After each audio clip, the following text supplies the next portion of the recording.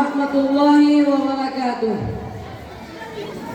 الحمد لله وحده والصلاة والسلام على من لا نبي بعده. أما بعد، قل إن الموت الذي تفرون منه فإنه ملاقيكم ثم تردون فينبئكم بما كنتم تعملون. وقال النبي صلى الله عليه وسلم: كن في الدنيا كأنك غريب أو عابر سبيل. پیامِ مرگ سے اے دل کیوں تیرا دم نکلتا ہے؟ پیامِ مرگ سے اے دل کیوں تیرا دم نکلتا ہے؟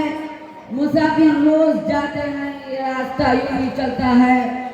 مومن کبھی ہوتا نہیں موت سے خائف، ایمان کا جوہر ہے بس اللہ سے ڈرنا. عمل سے زندگی پر غافلوں کا فخر کرنا ہے. یہ جینا کوئی جینا ہے کہ جس کے ساتھ مرنا ہے. جگہ جی لگانے کی دنیا نہیں ہے، یہ عبرت کی جائے تماشا نہیں ہے. ایک دن مرنا ہے، آخر موت ہے، کر لے جو کرنا ہے، آخر موت ہے. برادران اسلام، محترم حاضرین، موت ہر جاندار کے لیے کتنا بھیانک اور کیسے خطرناک لفظ ہے. موت سے ہر شخص بھاگتا ہے، بچہ ہو یا جوان، بوڑھا ہو یا بوڑھی، مرد ہو یا عورت، جھوپڑیوں میں رہنے والا ہو یا کوٹھیوں میں، دیہاتوں کا رہنے والا ہو یا شہروں کا، مسافر ہو یا مقیم، موت کے اس تلخ گھونٹ کو کوئی پینا گوارا نہیں کرتا.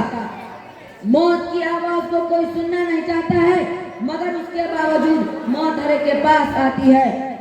کبھی تو ماں کی گود میں آتی ہے اور ماں کی آرزو کو خاک میں ملا کر رکھ دیتی ہے. کبھی یہ بھرپور جوانی میں آتی ہے اور ہزاروں کی تمناؤں پر پانی پھیر دیتی ہے، اور کبھی بڑھاپے میں آتی ہے. غرض موت ہر ایک کو آتی ہے، فرق اتنا کہ آج ان کی کل ہماری باری ہے. اسی کو اللہ رب العزت نے قرآن کریم میں اس طرح بیان فرمایا ہے: قل ان الموت الذی تفرون منہ فإنہ ملاقیکم. اے نبی فرما دیجئے، جس موت سے تم فرار کرتے ہو وہ کہیں ضرور ملے گی، اور تمہیں اس مالک کی طرف لوٹنا ہے جو تمہارے ظاہر و باطن، اندر و باہر کا علم رکھتا ہے. اور تمہیں کل قیامت کے دن جس میں اولین آخرین جمع ہوں گے اور نفسی نفسی کا عالم ہوگا، تمہارے اعمال سے تنبؤ کرے گا. اگر تم نے خدا اور اس کے رسول کی اطاعت و فرما برداری میں زندگی گزاری تو نامہ اعمال تمہارے دائیں ہاتھ میں دیا جائے گا اور فرشتوں سے کہا جائے گا اسے جنت میں داخل کر دو، اور یہ پیغام سنا دو کہ اب کبھی بھی تمہیں موت نہیں آئے گی. اور اگر تم نے خدا اور اس کے رسول کے قانون کو توڑ کر اور مخلوق خدا کو تکلیف دینے میں زندگی گزاری، اور تم نے حلال کو حلال اور حرام کو حرام نہیں سمجھا تھا، رشوت اور سود سے تم نے اپنی جیب کو بھرا تھا، یتیم اور بیوہ کی دولت پر تم نے ڈاکہ زنی کی تھی، تو کل قیامت کے دن ناکامی کا ڈنڈا پیچھے کی طرف سے بائیں ہاتھ میں پکڑایا جائے گا اور فرشتوں سے کہا جائے گا اس کمبخت کو لے جاؤ اور جہنم میں اوندے منہ ڈال دو. کیا کیا دنیا سے صاحب مال گئے، کیا کیا دنیا سے صاحب مال گئے، نہ دولت ساتھ گئی نہ اطفال گئے. پہنچا تو آئے سب لوگ، پہنچا تو لحد تک آئے سب لوگ، ہمراہ اگر گئے تو اعمال گئے. عزیزو، موت کی تیاری کرو. ہم سفر پر جاتے ہیں تو باقاعدہ ایک تھیلا ہوتا ہے، بستر ہوتا ہے، انتظام ہوتا ہے، کرایہ ہوتا ہے، اہتمام ہوتا ہے، طعام ہوتا ہے.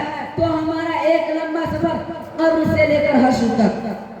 حضرت صدیق اکبر رضی اللہ عنہ نے ایک مرتبہ فرمایا: من دخل القبر بلا زاد فکأنما رکب البحر بلا سفینہ. پیغمبر صلی اللہ علیہ وسلم کے رفیق صدیق اکبر رضی اللہ عنہ نے فرماتے ہیں کہ جس کے پاس کوئی عمل نہیں، نہ نماز نہ روزہ، اور وہ بحر بن کر جا رہا ہے، یوں سمجھیے کہ دریا میں بغیر کشتی کے جا رہا ہے، اب غرق ہونے کے سوا کوئی چارہ نہیں. میرے نبی صلی اللہ علیہ وسلم ہر جمعہ کو مسجد نبی سے نکل کر جنت کرتے تھے اور فرمایا کرتے تھے میرے سے عادت مت کرو تاکہ اس شہر خاموشہ کو دیکھے جہاں لوگ سوئے کرتے نہیں چھپائیں کے بولتے نہیں گئے آتے نہیں گم ہوئے تو نظر آتے نہیں عزیزو یاد رکھو ایک نہ ایک دن موت ہر ایک کا دروازہ کھٹکھٹائے گی اس لیے اپنی موت سے پہلے اپنی آخرت کی تیاری کر لو دوسروں کو اپنے کندھوں پر رکھ کر یہ بیت حاصل کرو کہ تم کو بھی دوسروں کے کندھوں پر سوار ہو کر شہر خاموشہ جانا ہے اور آج جس طرح آج یہ خالی ہاتھ جا رہا ہے کل تم کو بھی خالی ہاتھ جا رہا ہے اللہ تبارک و تعالی ہمیں اور آپ کو ان باتوں پر عمل کرنے کی توفیق عطا فرمائے آمین وآخر دعوانا الحمدللہ رب العالمین بہت یہ محمد ثناء اللہ صاحب کی طرف سے بالا شاکر محمد کو انعام ہے آپ لے کے جائیں اس کے